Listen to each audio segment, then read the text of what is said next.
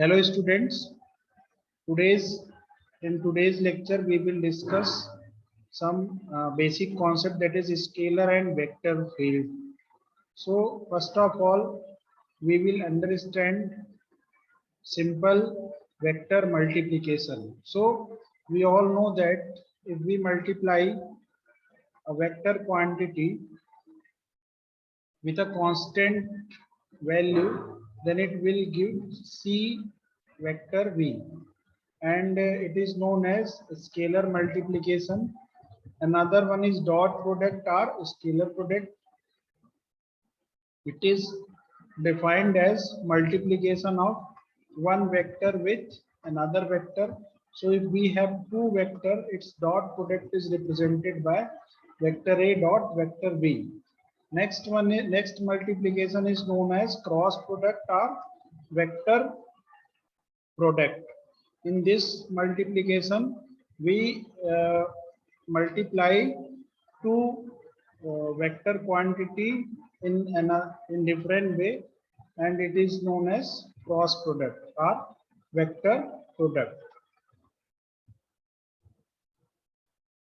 Next one is we will understand here what is dot product. So in dot product, suppose we have a vector A and another vector B, then A dot B is defined as mod of A into mod of B cos theta AB. Here theta AB represent angle is measured from A to B. So if we have a vector A, vector B, we can represent this by this given quantity. Next one is some important vector product. As we know, A dot B is equal to AB cos theta AB. So some properties of these vector are given here. So this is, if A is perpendicular B, then angle between these two vector will be 90. So cos 90 will be 0. Then A dot B is equal to 0. And dot vector product follow this property, that is A dot B is equal to B dot A, and it also follow distributive law. That means A dot B plus C is equal to A dot B plus A dot C. Similarly, this is very important since all unit vector are perpendicular to each other. So if we calculate dot product of ax dot ay, ax dot ay, ay dot az, az dot ax, then it will give 0. Another one is if we will take dot product of the similar vector. Here vector A and vector A is similar vector, then it will produce mod of A square. In same way, if we will calculate ax dot ax, ay dot ay, a dot az dot az, since these are same vector, then its product will be 1. And another important multiplication is if we have two vector A and B, and if we will multiply, then their similar component. Suppose it's ax will multiply with bx, ay multiply with ay, az multiply with az. Remaining all component will be 0. So this is some important fact about dot product. Another one is if we want to find out component of any vector in the direction of unit vector, so we just multiply that direction vector with that vector. We will get the directional vector in that direction. And another is if we want to find out direction of any vector, then we will we can find out it by suppose if we have a vector P and in the direction of Q, we find out its unit vector, then we can take that vector value and its magnitude, and we will get the unit vector in that direction. So this is the basic mathematics generally we really studied in detail. So here we, in this subject, this concept will be very useful. Another is application of dot product. So generally, to determine the angle between two vectors, suppose we have two vector A and vector B, and we want to find out angle between them, we can find out by using dot product to find component of a vector in a given direction. Suppose we have a component, we have a vector P and a direction A, and we want to find out component of P in the direction of A. So then simple we multiply P dot A.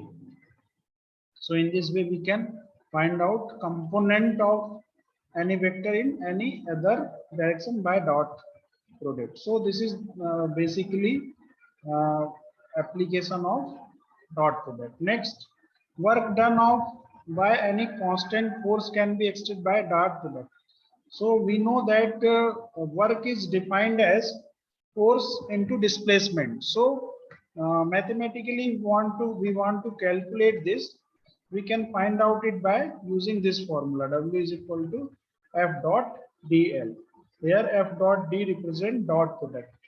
So these are the application of dot product.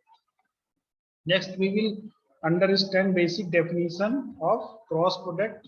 So what is the cross product? It is represented by A cross B. If we want to represent it by magnitude form, then we can represent it A B sine theta. And here its direction we can find out by some rules. So here is a, sir, here is one thumb rule. Suppose this finger show vector A, this show vector B. Here angle is 90 degree. Then its resultant direction will be perpendicular to the both of the vector. That means this angle will be also 90 degree. So in same concept, we know that I and J are perpendicular, then resultant vector direction will be K. I cross K is equal to minus J, J cross K is equal to I. And if this angle will be 0, means if we try to find out cross product of same vector, just like I cross I, J cross J, K cross K. In this situation, angle between these two vector will be 0. So cross product of similar vector will always 0. This is also a basic concept we will use in uh, electromagnetic theory. One of the important thing, V cross A is not equal to minus A cross B, because A cross B shows this direction and B cross A shows this direction, and both will be same in magnitude, but direction of both result will be different. So we cannot say that B cross A is equal to minus A cross B. This is about cross product. Here is the it is showing that how we will calculate the direction.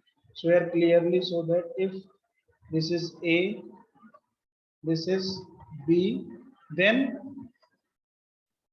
perpendicular to both of the vector will show its direction. So here another conclusion is A cross B is not equal to B cross A. It will be minus B cross A. As earlier we discussed that cross product doesn't follow this. A cross B is equal to B cross A. This is some screw rules. It is known as if we move this vector from here to here, then the resultant vector direction will be, means if we find out A cross B, then its direction will be inside the surface. Another one is if we move this by A cross B, then screw move upward side, then its direction will be upward to this surface. This is the way It is also known as right hand screw rule. With the help of, we can find out the direction of cross product. So these are some different technique to find out cross product of any vector. Then application of cross product. So application of cross product is to the cross product is the replacement of right hand rule used in electrical engineering to determine the direction of force experienced by a current carrying conductor placed in a magnetic field. So if we want to find out a force in current carrying loop that is placed in magnetic field, we can use this concept. Then another physical quantity which can be represented by cross product is moment of a force. If we want to find out moment of force, then we can also use this concept. So these are some basic concept. To find out the direction of surface, we can also use cross product. Here are some basic concepts that we will use. So this is a anti-clockwise positive result, and this is clockwise negative result. That means if you go ax cross ay, you will get az cross ax, you will get ay. If you follow anti-clockwise, then the result will be positive. If you will move in opposite direction, suppose ax cross az, it will be minus ay. So it is a simple way by which we can remember result will be positive or negative. We also learned that a cross b is not equal to b cross a, but a cross b is equal to minus of b cross a. It will follow distributive law, that is a cross b plus c is equal to a cross b plus a cross c. For parallel vector, cross product is 0, so a cross a is equal to 0, ax cross ax, ay cross ay, az cross az. They will always give 0 result. Next one, if we find out cross product of two vector a cross b, then it will be ax, ay, az in matrix. We can write it ax, ay, az, bx, by, bz. So in this way, in Cartesian system, we can find out cross product of two vectors which have some different of component, just like ax, ay, and z.